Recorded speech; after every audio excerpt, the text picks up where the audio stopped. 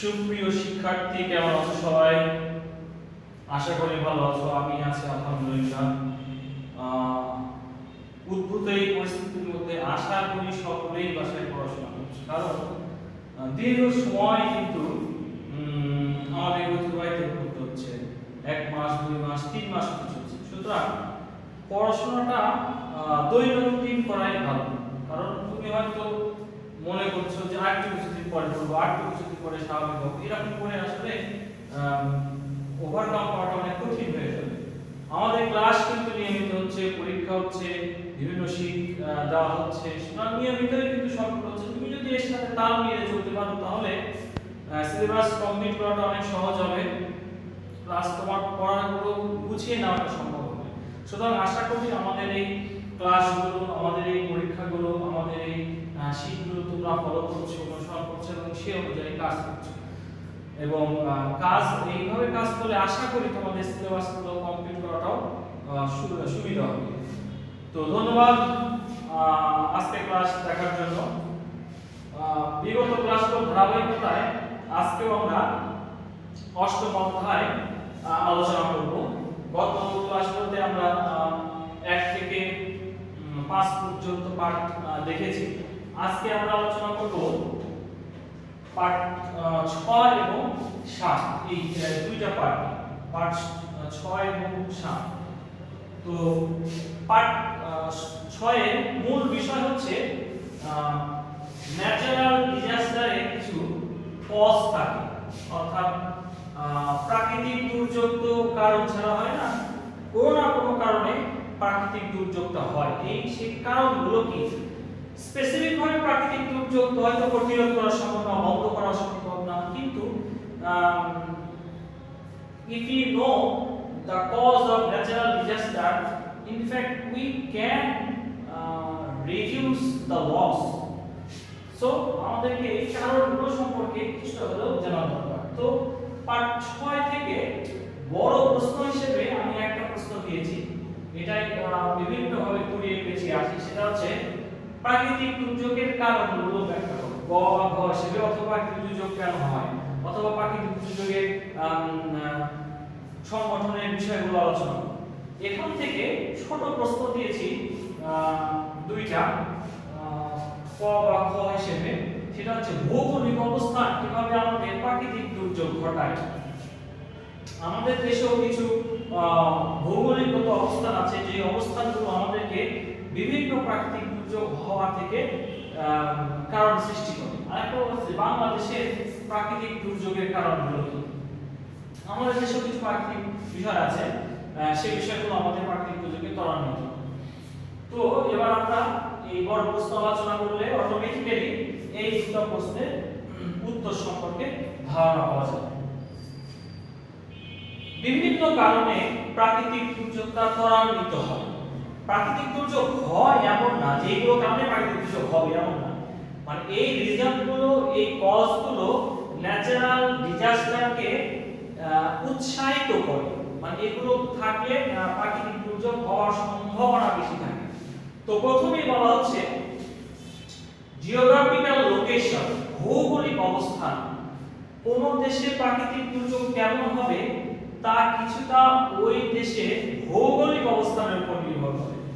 যেমন ধরো বাংলাদেশে কি উত্তরে হিমালয়, দক্ষিণে বঙ্গোপসাগর, এই যে একটা বিষয়গুলো, এই বিষয়গুলো আমাদেরকে যেমন প্রাকৃতিক দুর্যোগ হয় আবার অনেক প্রাকৃতিক দুর্যোগকে রক্ষা করে। যেমন ধরো হিমালয় পর্বত থাকার কারণে আমাদের দেশে কিন্তু তুষারপাত হয় না, বরফ জমে যায় না, এটা যেমন আমাদেরকে প্রাকৃতিক দুর্যোগ রক্ষা করছে। আবার বিভিন্ন ধরনের সমুদ্র কেন্দ্রিক ঘূর্ণিঝড়, কিছুদিন আগে একটা ঘূর্ণিঝড় আঘাত করলো, এরকম ঘূর্ণিঝড়গুলো আমাদের দেশে আঘাত সুবিধা হয়।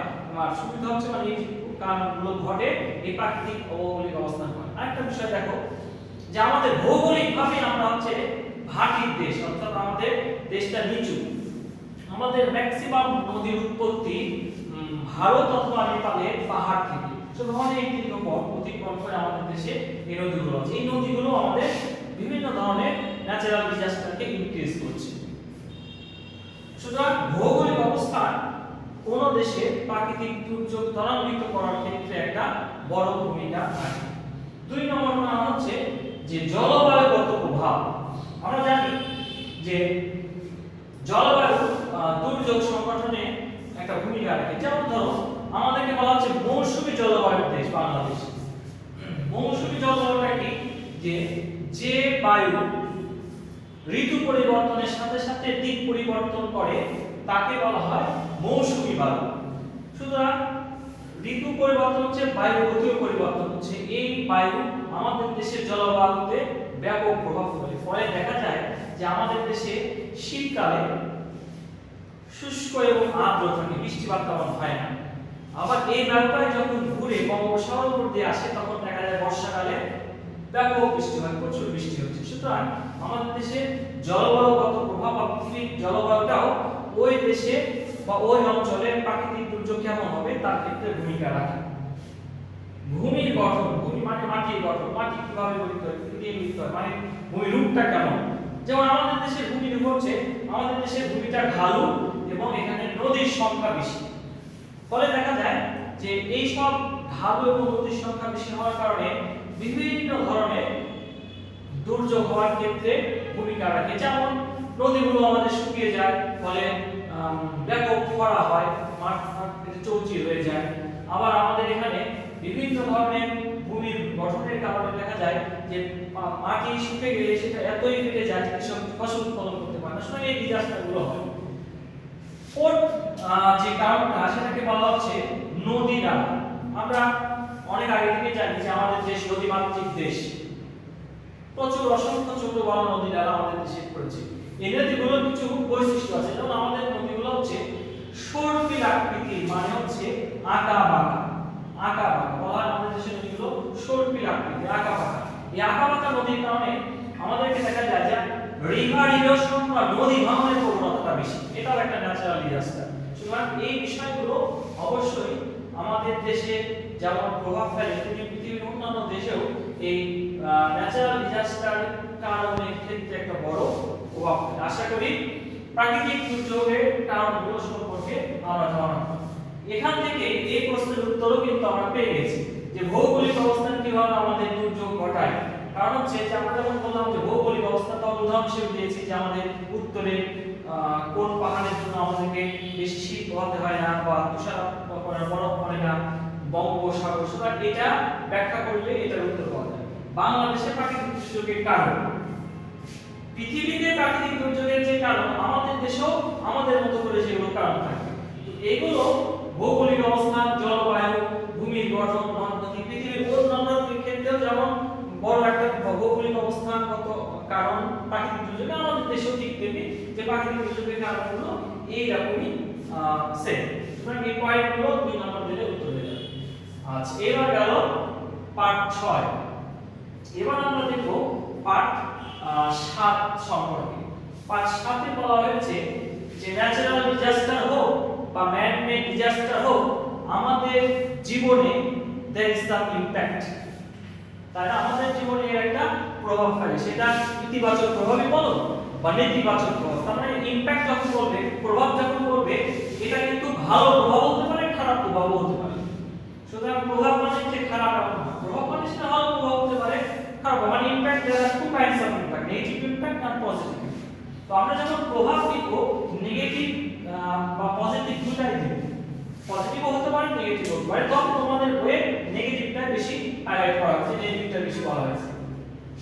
সুতরাং আমরা দেখছি যে আমাদের জীবন ব্যবস্থার উপরে দুর্যোগগুলো কিভাবে প্রভাব ফেলে তার কিছু বিষয় বলা হয়েছে। যেমন ধর একটা উদাহরণ দিই বা একটা গল্প বলি যে আমাদের দেশের শহরগুলোতে স্লাম বা বস্তি ব্যাপক।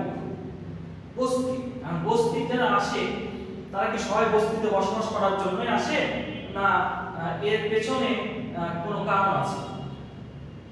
The most common natural disaster of our country is river erosion and flood. Every year আমাদের দেশে কোথাও না কোথাও নদী ভাঙন এবং বন্যা হবে। This is the main reason to build a slum। কারণ হচ্ছে যে নদী ভাঙন এমন একটা জিনিস বা বন্যা যখন হয় এমন একটা জিনিস যেটা অনেক মানুষকে নিঃস্ব করে দেয়। মুহূর্তের মধ্যে, রাতের মধ্যে সে সবকিছু হারিয়ে নিঃস্ব হয়ে যায়। সে তখন বাধ্য হয় শহরে যে কিছু একটা করতে, তখন সে কোথায় বাস করবে? বস্তিতে যে বসবাস করবে। কারণ এইরকম আমাদের জীবনে আমাদের প্রাকৃতিক বিভিন্ন ধরনের প্রভাব রয়েছে। সুতরাং বলা যায় যে বিভিন্ন কারণে এই দুর্যোগগুলো আমাদেরকে প্রভাবিত করে। সুতরাং বাংলাদেশের মানুষের জীবনের উপর দুর্যোগের প্রভাব সম্পর্কে যখন বলবো, তখন দেখব যে এই বিভিন্ন প্রভাব আমাদেরকে লক্ষ্য করা যায়। যেমন ধরো প্রথম প্রভাব বলা হচ্ছে যে ক্ষেতের ফসল, ঘরবাড়ি, গবাদি পশু, গাছপালা, মাছের খামার, শিল্প কলকারখানা, ব্যবসা প্রতিষ্ঠান ধ্বংস হয়ে যায়। এখন কিছু দুর্যোগের কথা বলবো বাংলাদেশে যেগুলো, যেমন ধরো বন্যা, খরা, বিভিন্ন ধরনের ঘূর্ণিঝড়, তারপরে হচ্ছে তোমার নদী ভাঙন, এগুলো খুব কমন। এই বিষয়গুলো আমাদের দেশের গ্রামে বা উপকূল এলাকায় সবগুলোকে ক্ষতিগ্রস্ত করে। ক্ষেতের ফসল প্রতি বছর আমাদের দেশে ক্ষেতের ফসল নষ্ট হয়ে যায়, হয় বন্যায়, হয় ঘূর্ণিঝড়ে, হয় বন্যায়। গবাদি পশু মারা যায় বা নষ্ট হয় বা ক্ষতিগ্রস্ত হয়, গাছপালা, মাছের খামার, শিল্প কলকারখানা, ব্যবসা প্রতিষ্ঠান। এই যে কিছুদিন আগে আমফান যে আঘাত হলো, এর ফলে কিন্তু প্রত্যেকটা সেক্টরে, কোস্টাল এলাকা বা আমাদের এবার তো উত্তরাঞ্চলে অনেক প্রভাব ফেলেছে। কোন না কোন জায়গায় এগুলো কোন না কোন ভাবে ক্ষতিগ্রস্ত হয়েছে। ফলে যার এগুলো ক্ষতিগ্রস্ত হয় তার জীবনের উপর একটা বড় নেগেটিভ প্রভাব ফেলে। এখানে তো পজিটিভ হবে, এটা নেগেটিভ প্রভাব ফেলে। সুতরাং এই বিষয়গুলো আমাদের মানুষের জীবন ব্যবস্থার উপরে ব্যাপক এবং মারাত্মক প্রভাব ফেলে। আচ্ছা, নারী, শিশু, বয়োবৃদ্ধ, প্রতিবন্ধী জনগোষ্ঠী ক্ষতিগ্রস্ত হয়। যখন ন্যাচারাল ডিজাস্টার গুলো হয় আমাদের দেশে, তখন সবচেয়ে বেশি এফেক্টেড হয় দিস কাইন্ড অফ পিপল।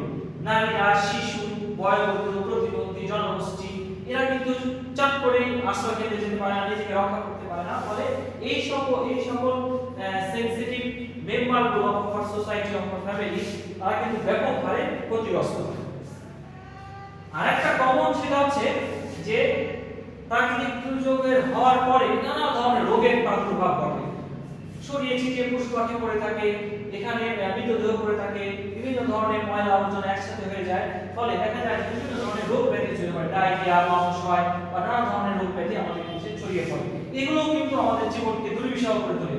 অনেক সময় ক্ষেত্রে দেখা যায় যে দুর্যোগ যতটা না দুর্বিষহ করছে, দুর্যোগ পরবর্তী রোগ ব্যাধি আমাদেরকে তার চেয়ে বেশি ক্ষতিগ্রস্ত করছে। দুর্যোগের ফলে বিশুদ্ধ পানির অভাব, অনেক কল নষ্ট হয়ে যায়, অনেক কল ডুবে যায়, অনেক পুকুর বা বিভিন্ন ধরনের কুয়া নষ্ট হয়ে যায়, ডুবে যায়। ফলে বিশুদ্ধ পানযোগ্য পানির পরিমাণটা কমে যায় বা পানির সমস্যা হয়। যখন মানুষের ব্যবসা প্রতিষ্ঠান, ক্ষেতের ফসল, জমি জমা, গবাদি পশু নষ্ট হয়ে যায় বা ক্ষতিগ্রস্ত হয় বা ধ্বংস হয়ে যায়, মারা যায়, তখন স্বাভাবিকভাবে অনেক মানুষই নিঃস্ব হয়ে যায়। তাদের কিছুই থাকে না, তাদের বসবাস করার জন্য, তাদের ব্যবসা বাণিজ্য করার জন্য, তাদের জীবিকা নির্বাহের জন্য কিছুই থাকে না। ফলে তারা নিঃস্ব হয়ে যায়। এইটা আমাদের দেশের বা জনগণের জীবনে প্রাকৃতিক দুর্যোগের একটা বড় কারণ। লাস্টে যেটা বললাম যে আমাদের দেশের প্রাকৃতিক দুর্যোগের ফলে বস্তির জীবন শুরু হয় অনেক মানুষের। শহরগুলোতে দেখা যায় এই প্রাকৃতিক দুর্যোগে ক্ষতিগ্রস্ত মানুষরা কি করবে, গ্রামে তখন তারা কি করে, শহরে এসে বসবাস করে এবং বস্তির জীবনে অবস্থা হয়ে যায়। বস্তির জীবন তো আমরা জানি যে বস্তি যারা বসবাস করে তারাও যেমন দুর্বিষহ জীবনযাপন করে, বস্তি নিজেও একটা সমস্যা। কারণ বস্তিটা বা শহরে নানা ধরনের ক্রাইমের জন্ম দেয়। ওরা যেমন স্বাভাবিক ভালো জীবনযাপন করতে পারে না, ঠিক তেমনি বস্তির কারণে ওই শহরের আশেপাশে, ওই বস্তির আশেপাশে মানুষও কিন্তু স্বাভাবিক জীবনযাপন ব্যাহত হয়। সুতরাং এইসব বিষয়গুলো অবশ্যই আমাদের দেশের মানুষের জীবনে দুর্যোগের নেগেটিভ প্রভাব।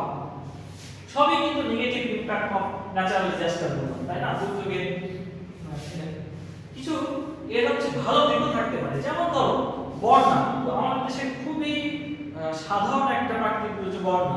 বন্যা আমাদেরকে নানা ক্ষতিগ্রস্ত ভাবে, নানাভাবে অসহায় করে দেয়।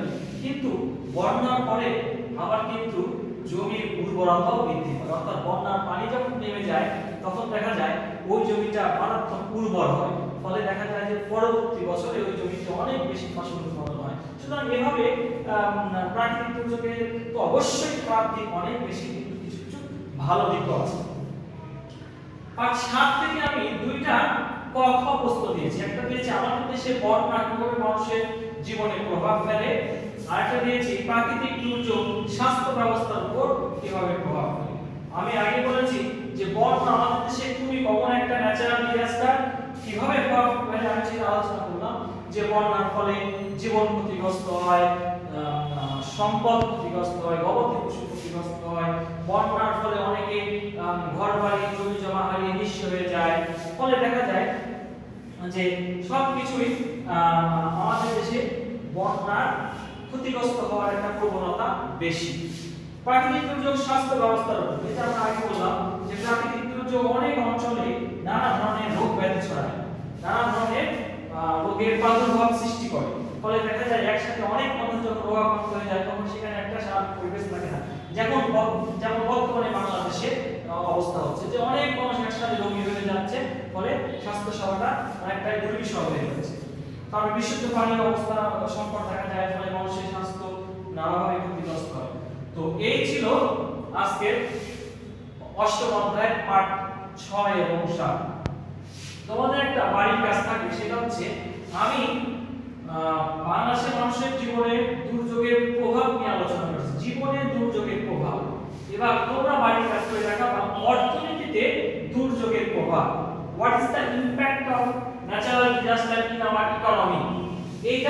এটার সাথে রিলেটেড, এভাবে দিও না, এটার সাথে রিলেটেড অন্যভাবে একটু তোমরা হাউস জবাবটা উপস্থাপনা করবে এবং হাউস জবাব এইচডব্লিউটা উপস্থাপনা করে তোমাদের হোয়াটসঅ্যাপ গ্রুপে শেয়ার করো। এগুলো বলো যে আমি এই কাজটা করেছি, এই পরীক্ষাটা দিয়েছি, স্যার কেমন হলো, ভালো হলো নাকি মন্দ হলো, আমি দিলাম কি না দিলাম, এগুলো সম্পর্কে গ্রুপে আলোচনা করো। গ্রুপে আলোচনা করলে কি হবে যে আমি ক্লাসটা দিচ্ছি বা এই পরীক্ষাটা দিচ্ছি, তাতে তোমাদের সাথে আমাদের যোগাযোগটা বাড়বে এবং এগুলো কোনটা বুঝতে পারছো না বা কোনটা আরো বোঝানোর দরকার ছিল কথোপকথন হবে জানা হবে। ওকে, তাহলে আজকে এই পর্যন্তই। ভালো থাকো সবাইকে, শুভেচ্ছা।